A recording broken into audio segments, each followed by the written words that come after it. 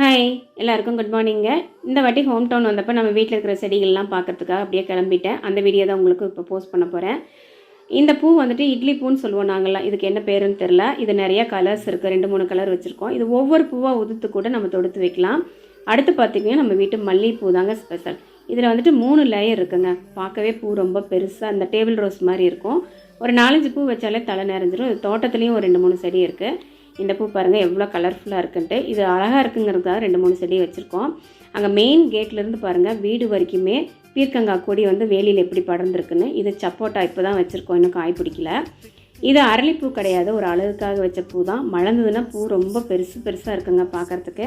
So அதனால் அழகாக இருக்கிறதுக்காக அண்ணன் வச்சுருக்காரு. இந்த பீர்க்கங்காய் வந்து நிறைய காய் எடுக்குங்க. சீசன்லேயும் இருக்கும், சீசன் இல்லாதப்போ இது அப்படியே காஞ்சு போயிடும். இந்த வீடியோ பிடிச்சிருந்ததுன்னா லைக் பண்ணி, ஷேர் பண்ணி, சப்ஸ்கிரைப் பண்ணுங்கள். கடந்து போகலாம் யூடியூப் சேனலுக்கு சப்போர்ட் பண்ணுங்கள். பாய்.